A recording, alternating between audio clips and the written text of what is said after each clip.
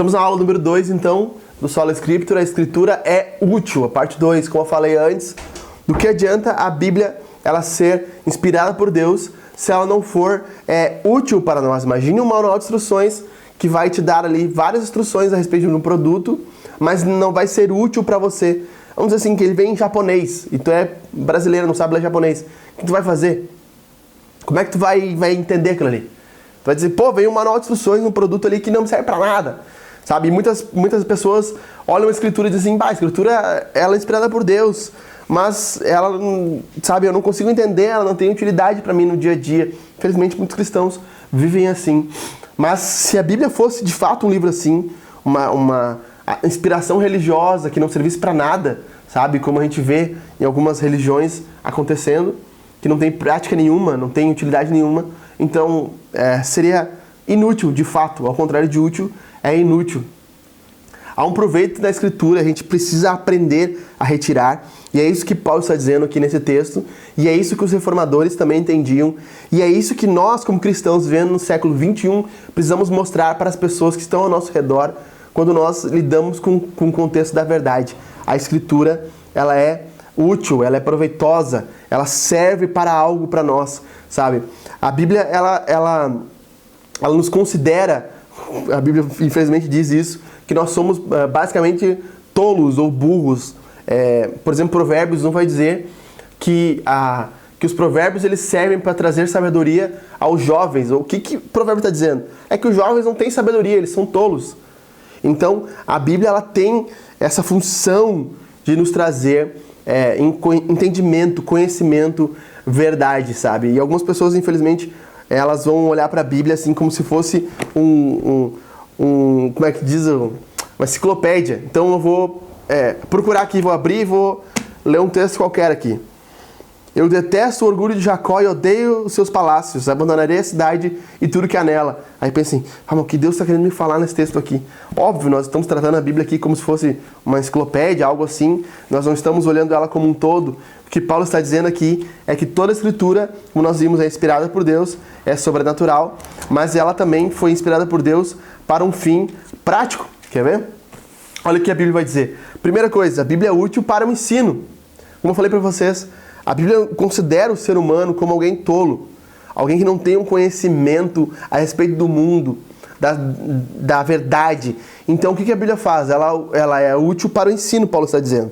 Ela serve para nos ensinar as coisas, ensinar como viver, ensinar como conhecer. Sabe, eu tenho tido uma prática esse ano, que é ler o livro de Provérbios inteiro durante um mês.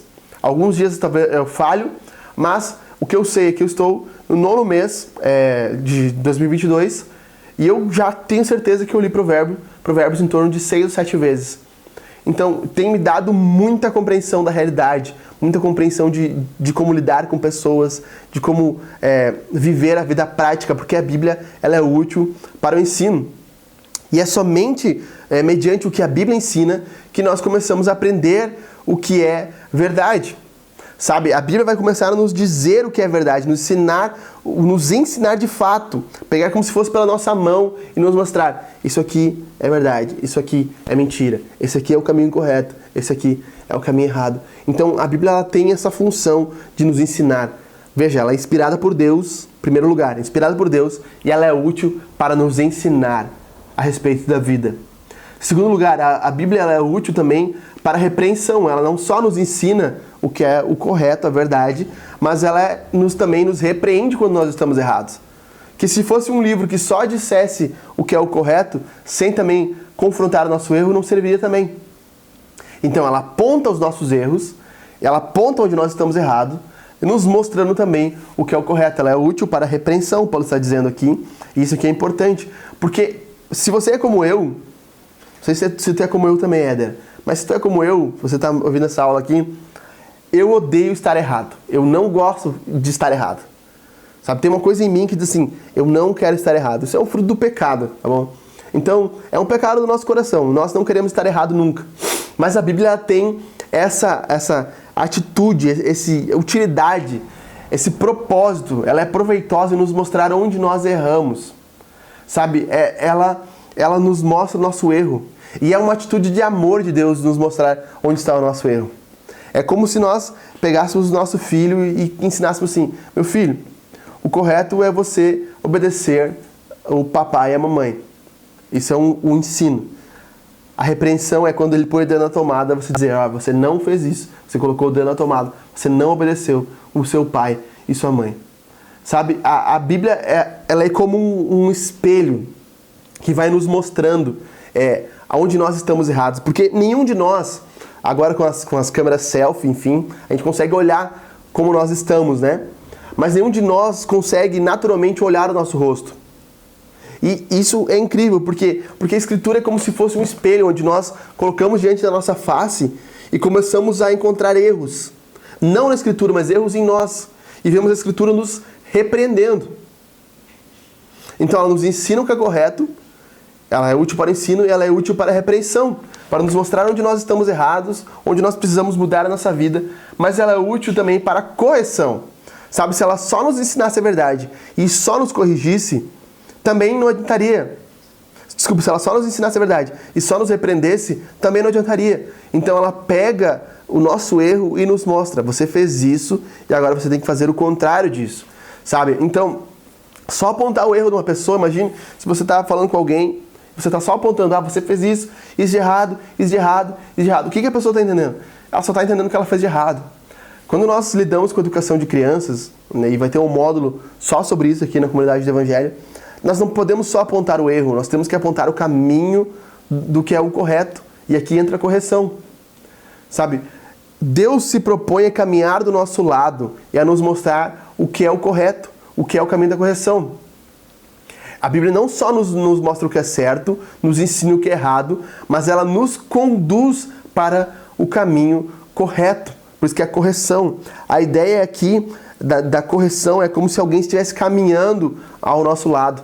Então é como se Deus estivesse nos dizendo: este é o caminho que vocês devem andar. Perceba, Deus diz o que é o certo, repreende o que é errado e nos pega pela mão a fim de nos levar novamente ao caminho correto. O Warren Wiersbe, que é um comentarista, ele escreve assim: a correção é o processo pelo qual passamos do engano para a verdade.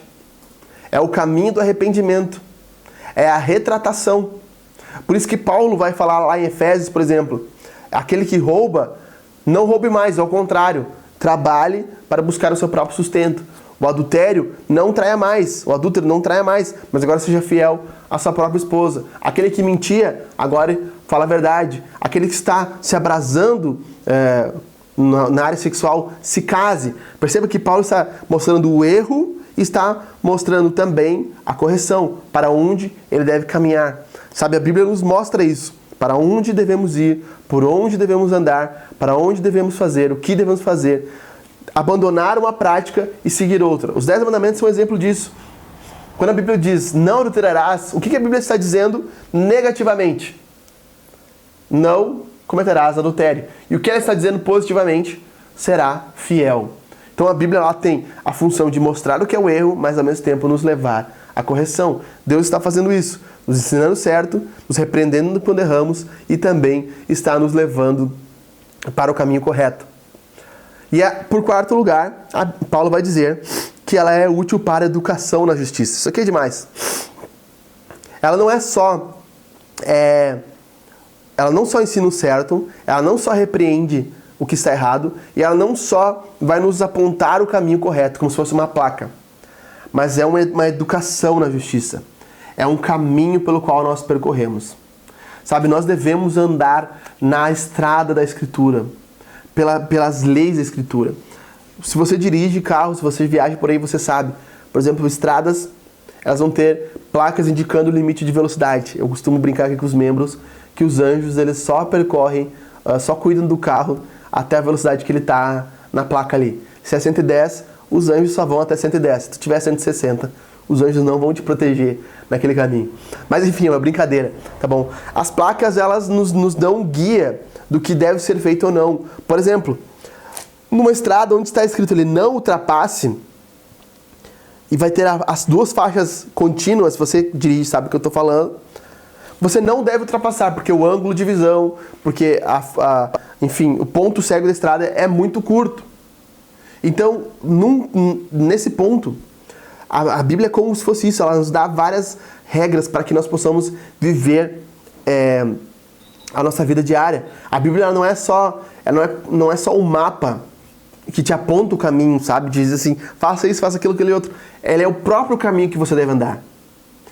Ser educado na justiça, como Paulo está dizendo aqui, é caminhar por algo.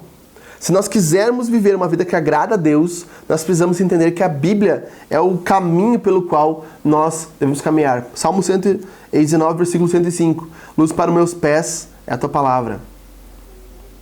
E, como diz aqui o resto, luz para os meus pés é a tua palavra. Agora me confundi na versão aqui. Deixa eu pegar aqui para nós lermos juntos.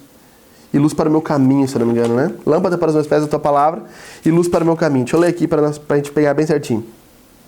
Lâmpada para os meus pés é a tua palavra e luz para os meus caminhos. Perceba que ela não é só uma lanterninha que vai te iluminar ali os pés, mas ela é uma luz pelo qual você caminha, é um trilho pelo qual você vai, sabe? A educação na justiça que Paulo está dizendo aqui é que um caminho de justiça precisa ser percorrido. A forma que nós vivemos é uma forma justa. Sabe, se você for ler Provérbios, volto nisso aqui, você vai perceber que Provérbios está dizendo um caminho justo. Paulo, desculpa, o autor de Provérbios está dizendo ali, veja o tolo, o caminho pelo qual ele percorre, veja o jeito que ele está andando, sabe? É possível vermos a nossa vida se nós enxergamos ou não a Escritura como uma coisa útil para o nosso dia a dia.